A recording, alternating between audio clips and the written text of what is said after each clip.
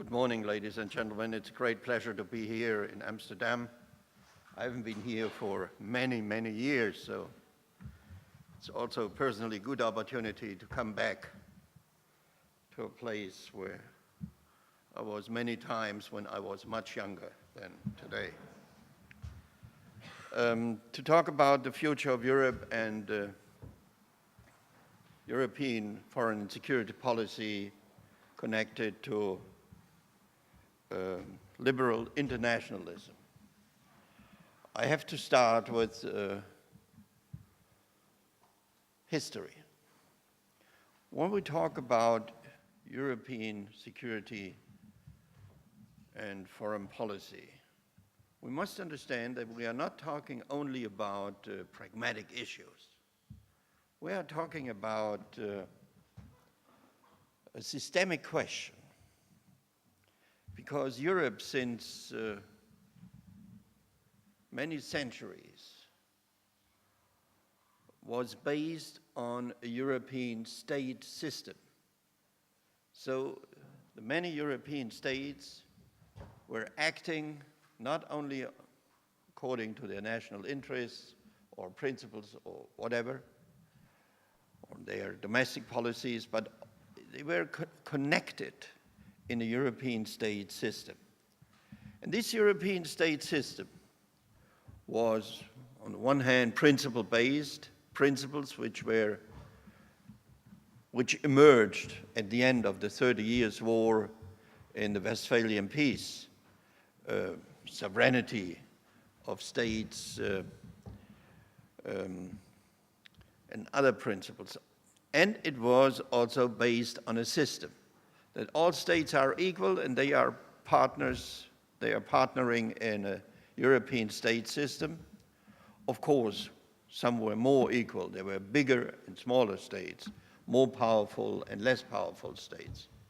But the system as such was an answer to the horrors of the religious wars in Europe. So, focusing all the power on states was not a given since thousands of years. It emerged out of the horrors of the area of religious wars, which at that time devastated Europe. And this system was based on cooperation and rivalry. The balance of power was the theoretical best form. But this balance of power was theoretical. And the balance was always arranged by wars. It worked at the beginning of the modern times, more or less. As long as you were not a poor peasant living in one of the war zones, it worked. But with the French Revolution and industrialization coming from the UK, the whole landscape changed dramatically. Rivalry dominated. But even more, European powers reached out beyond Europe. Colonialism, imperialism were creatures of Europe. And the European state system, the balance of power of sovereign states, became more and more a very dangerous system because it led into wars based on modern technology. Industrialization created a new kind of technology. And at the end, it was a global race between the major European powers, and it led to endless confrontations. Now, we had 2 world wars, 1 Cold War, de facto also a world war. And out of the devastation of Europe in the 20th century, there was the idea that the balance of power system will not work in the future. It's too dangerous. It will lead us into wars. So what we need is what? New principles. And these new principles led to the European Union. Instead of rivalry of power, cooperation. Let's pool some sovereignty. Let's pool strategic interests. I mean, it sounds a little bit crazy if you might think that Europeans were fighting about coal mines, steel and rust belts. I guess today, on the other side of the border, North Rhine-Westphalia would be happy if the rural area wouldn't be theirs, because it's a real challenge. It's yesterday. But between France and Germany, the fight about the coal mines of Longwy or the steel mills in eastern France, or the Ruhr area or the Saar area for the French, defined the reality. So it was the idea, let's pool interests and sovereignty. And for pooling interests and sovereignty, we need principles. And these principles were liberal principles, because it was not any longer based on rivalry, on confrontation, on military armament. It was based on cooperation, on the economy, on open borders, on pooling sovereignty. This was the idea of the European Union, which is the modern state system of Europe, not any longer based on power rivalry, on the balance of power. What we have, and the Cold War gave a very, very decisive and strong push to these ideas, that we can live peacefully together based on cooperation, open borders, rejecting the use of force, acting on the rule of law. This was their original European ideas, and this was based for Europe, not for the rest of the world. This was the internal development based on European history. But at the very beginning, with the end of the Cold War, history came back, the Balkans. Balkans is part of Europe. Nobody can deny that. It belongs essentially to the political reality of Europe. And in the Balkans, war came back based on ethnic purity and other terrible dark ideas out of the recent European history. And the war in the Balkans made one thing quite clear, that principles who cannot be defended are at the end illusions. I mean, it's really a huge civilizatory progress when you think adversaries or enemies should sit together and reach peaceful agreements. But what will you do if someone thinks killing is the better alternative? What will you do? What will you do with ISIS today? I don't believe that talking to them makes a lot of sense. So at the end, a principle-based, a liberal-based system needs also the credibility of the hard power. Without hard power, it will not work. And this is the weakness of Europe nowadays. What we see is that Europe used to think that the liberal principles, or an era of liberal internationalism, allows us to collect a huge peace dividend. I think, allow me to say that very bluntly, that this was a big mistake and must be reversed. The success in the Balkans, one of the few interventions who were successful, was Kosovo. Why?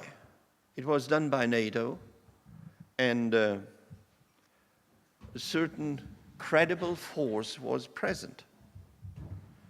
Peter Faith is here in the room. He knows perfectly well that it was possible to avoid another terrible tragedy in Macedonia based on one fact, that 50,000 NATO troops were on the other side of the mountains. So a threat to tell the Macedonian leaders of all the ethnic groups who were responsible for a possible confrontation, to tell them, we will not accept that, we will come, created the possibility that they were sitting together and at the end reaching an agreement in Ohrid, which guaranteed a fragile, but up to now, a lasting peace in Macedonia. So I think we must learn out of these experiences. And we should really, as liberals, understand that a principle-based world, which I highly appreciate and support, needs on the other side also a kind of credible force. Without that, I think the idea of liberal internationalism will not work. Does that mean intervention every time and wherever it's possible? No. We see at the moment two striking examples. On the one hand, Iraq. Iraq, for me, is the perfect example of an ill-conceived intervention. And the outcome is obvious. It contributed a lot to the destabilization of the Middle East and the consequences we can see today. But closely connected to Iraq, there is the perfect example of the price which has to be paid if you are not intervening, Syria.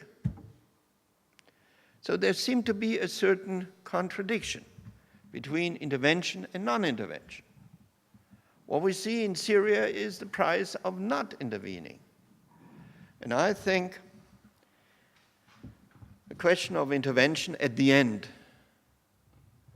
needs, the decision about the question of the intervention needs a very careful examination. What can be done? Which tools should be employed? But it needs also a certain credible hard power element. For Europe, what we can see nowadays, we see a lot of challenges. But I think Europe can face these challenges if we will stay united. The biggest challenge started in Eastern Europe. All these challenges, by the way, are coming out of our neighborhood, not from far away. It started in Europe. It was also an illusion which faded away that Russia will share the same experience, a transformation of a balance of power system to a principle-based system as the Europeans did it in the EU. In Russia, we must make the experience that Russia didn't move into that future. Russia is still sticking to these 18th and 19th century concept of zero-sum game. Russian power, Russian empire is still the dominant idea and not a peaceful agreement with neighbors about disputes, whatever these disputes might be. Russia still thinks that territory defines power. The control of territory plus military defines power. I think this is a huge miscalculation because in the 21st century, as I said before, hard power will not disappear, but soft power elements like the economy, education, technology will play by far a bigger role than in the past centuries. And there, Russia is terribly weak. So even if I would support the idea of Vladimir Putin, my question would be, can you really sustain such an idea of regaining Russian world power with such a weak economy, with such a society in shambles, with such a negative development of the demographics?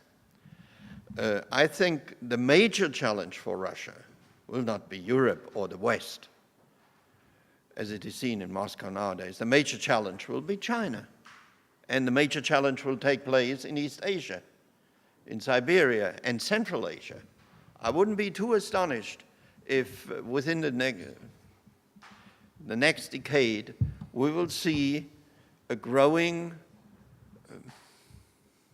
I would say, well, maybe confrontation between Russia and China in Central Asia, because they are moving there in different directions with more or less the same interests. For Europe, Russia is and continues to be a challenge, a big challenge. Not only a challenge in terms of power politics, but also in terms of principles. What is really striking is that Putin is supporting nationalistic parties in the EU, is supporting anti-gay ideology, anti-minority ideology. So it's definitely, from an ideological point of view, as from a power point of view, Russia seemed to be the adversary of modern Europe. I always ask myself, what the heck has the Russian president with his anti-gay propaganda? What for? I didn't understand it until the intervention of Ukraine, until you could see the full specter. It's against the decadent West. And the gay issue is one of the flags which was raised to define the difference between eternal Russia and the European Union. I think it's an illusion to believe that the Europeans and Russia will come back to the status quo ante before Ukraine happened. I don't see that. But Russia is our neighbor, and with neighbors you have to live together. Whether you like them, whether you hate them or whatever, you have to live together. And neighborhood is not a short-term experience, it's very long. From a human perspective, almost eternal. So Europe and Russia have to find a compromise or a way to live together peacefully. One of the conditions, based on my experience, is that you must be taken serious by the other side. Is Putin taking the Europeans serious at the moment? My short answer is definitely no. To be taken serious, you need a certain political unity. You need also a certain credible hard power factor. I think there is no way around that. If you want, and we must reach a deal with Russia sooner or later, then we must be in a position to be taken serious. Without that, I don't see the possibility for a deal. But Russia brought back the crisis in Ukraine and in Eastern Europe, brought back power politics into our liberal internationalism scope of modern Europe. We shouldn't fool ourselves. Again, we are facing the consequences of hard power politics. And we have to deal with that. Not given up not giving up our principles, not giving up our convictions, not giving up our major convictions that of peaceful conflict resolution, of sitting together and negotiating a peaceful agreement which is acceptable for both sides. The principle of rule of law, human rights, we cannot give up that, and we shouldn't. But there is an element of power politics also back in our liberal internationalistic universe. We shouldn't fool ourselves about that. And especially now, we can also see the consequences in Syria. Russia as a military power is back in Syria. What for? What for? To save Assad. Now, the dictator Assad is the major source for the Syrian civil war. Not the only one, a major source. And I don't see that stabilizing Assad will lead to a peaceful resolution. It will not decrease the flow of refugees, it will increase the flow of refugees. And therefore, what we can also see is in Syria that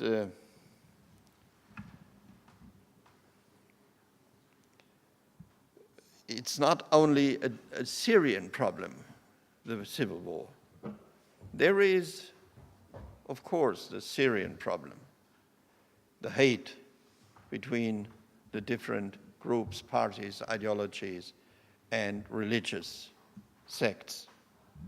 But there is also a second layer, which is based on regional interests, mostly with the adversaries Saudi Arabia and Iran, fueled by also a religious factor, the Sunni majority of the Islam and the Shiite minority represented by Iran, the Sunni majority represented by Saudi Arabia. Then there are other regional players who are playing more in the background. Israel, the Israeli-Palestinian conflict is coming back and will influence this development in a very negative way. Turkey, which has also a kind of hidden conflict with the Kurds. So the Middle East, Syria, is moving into a real disaster. For Europe and for liberal Europe, this means we have to deal suddenly with the consequences of a very bloody, very violent, and inescapable, almost inescapable conflict in our direct neighborhood. Now, the Europeans thought for a long time that's a real tragedy, but we can't change it. And the good message is it's far away. Nobody could imagine that one day thousands of refugees with children, with handicaps, with old people would march to Central Europe to apply for asylum.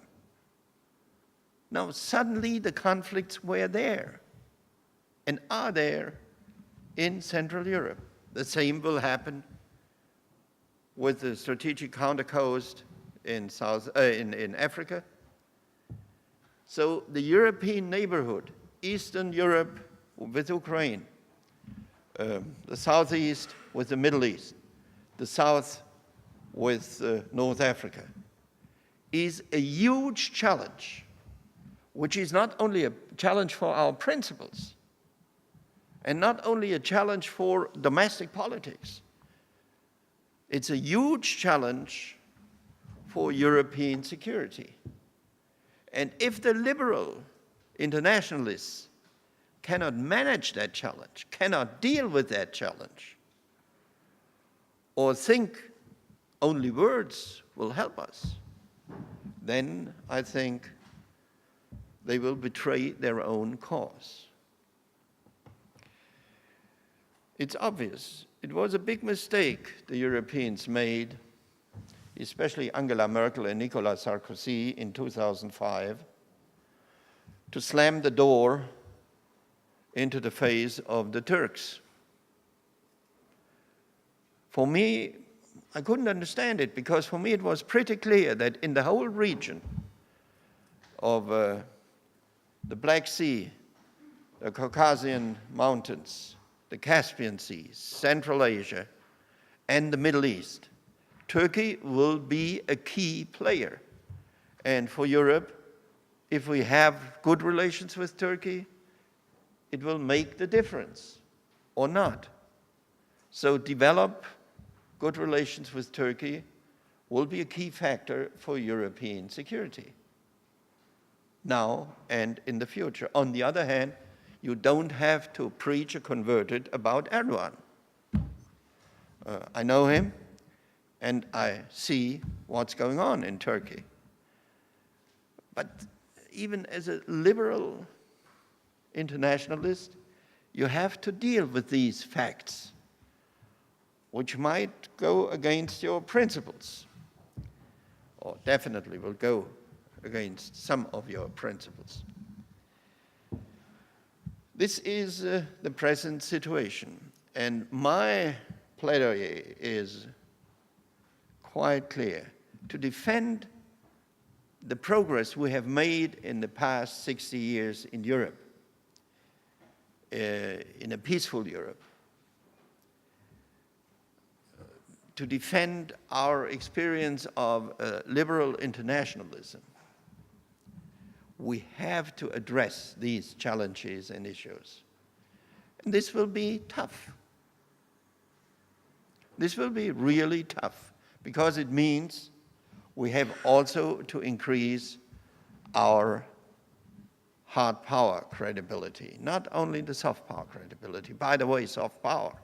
Who was interested when all of us read in the news that the UNHCR will cut back dramatically the money for food supplies and medical supplies and healthcare for the refugees in Jordan, in Lebanon, in Turkey?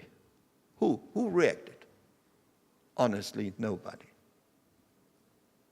Nobody. This was not a question of military intervention. This was only a question of money. So we should be also, in a certain way,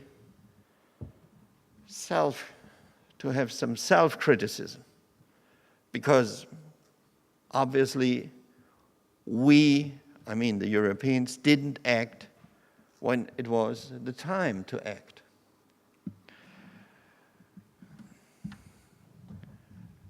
I strongly believe that the biggest challenge we face for Europe is not an external one.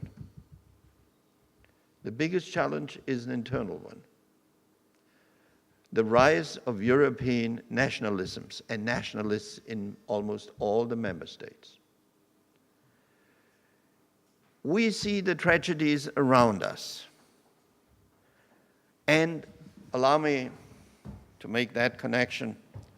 When we look to the development of the globe, we see also the rise of new XXL powers: China, India, others. If we believe as Europeans that our security, our well-being will be guaranteed by falling back into the 19th century and sticking to the old-fashioned European national states, but even worse, sticking to the ideology of nationalism, xenophobia, etc., we would make a terrible mistake. We wouldn't be part of the solution, which will be really challenging. We would again be part of the problem. We would hurt our own principles and interests. Therefore, I think We shouldn't give up as Europeans in fighting for this liberal internationalism outside and inside, in fighting for Europeanization. As Europeans, we are different, yes. We have different histories, narratives, languages, and worldviews. But it's such a dramatic progress we experienced since the end of the Second World War and the end of the Cold War, that it would be an historical idiocy to give up these progress. But we have forces in our domestic politics everywhere which are trying to go back. This is nationalism. And this nationalism now tries to exploit the refugee crisis. I say it tries to exploit because there is no answer. It's very simple to say we lock down the borders. So, and then? Take, for example, I never thought that I would defend Angela Merkel publicly, but I have to do it.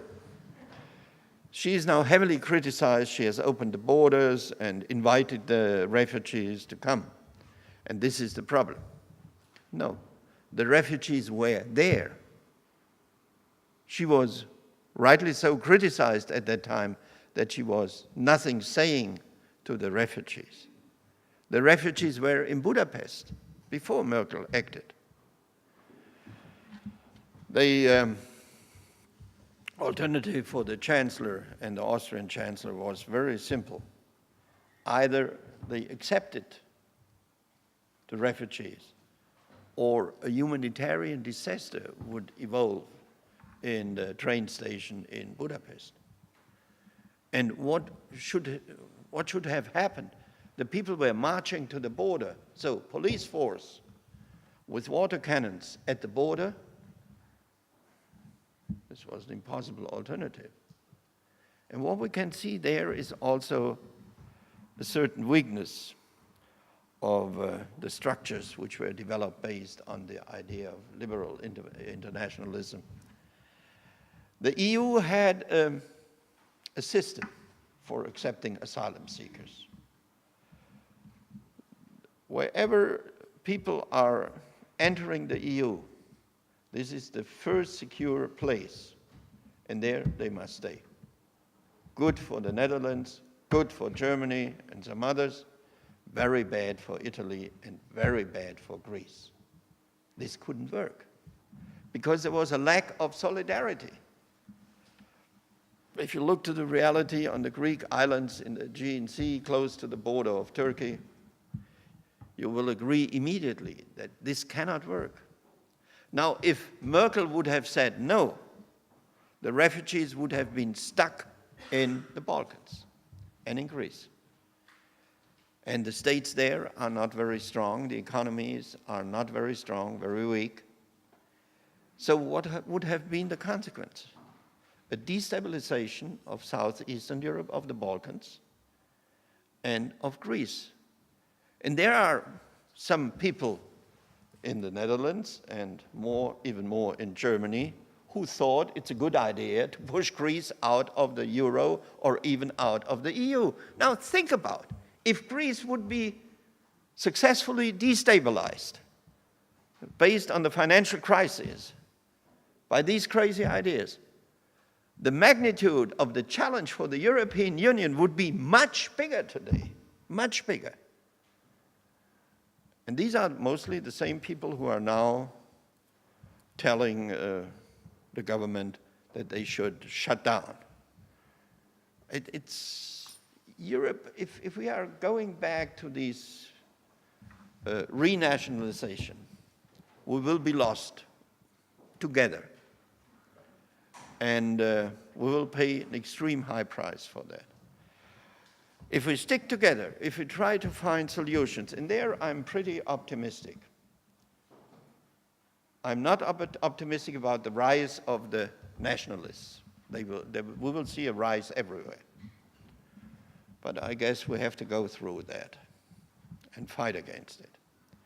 But I'm pretty optimistic that based on the disaster of the Dublin system, the Europeans will develop a new system which will be based on solidarity and a common defense of the borders as a question of a common European effort. I think this will be needed, and I'm pretty optimistic it will be done. It needs some time. They will have long meetings in the night in Brussels, a lot of shouting, and maybe even a lot of debates in national parliaments about that. But sooner or later, it will happen, because what's the alternative? The alternative would be shut down the borders and end of Schengen. And for the younger generation, it will be a great experience that when you are going to Italy or France or wherever, then you will show your passport several times and maybe one day change money again. Huh? It was not such a great experience, allow me to say, as someone who experienced that in the past, personally. So from that point of view, I believe that the Europeans will move ahead. It will be tough, but they will move ahead. I guess the Europeans will also move ahead in developing a common, credible military power. I'm sure about that too, because what would be the alternative? That everybody will do that by itself or so? And I don't see there an alternative to NATO, but shouldn't be fooling ourselves. The Americans will reduce their engagement. And if you don't want to allow a power vacuum or a very dangerous weakness, the Europeans must act and fill up to a certain way the role the Americans were playing traditionally via NATO. So even there, I'm pretty optimistic. But what we definitely shouldn't do is giving up our principles and the orientation of our security policy.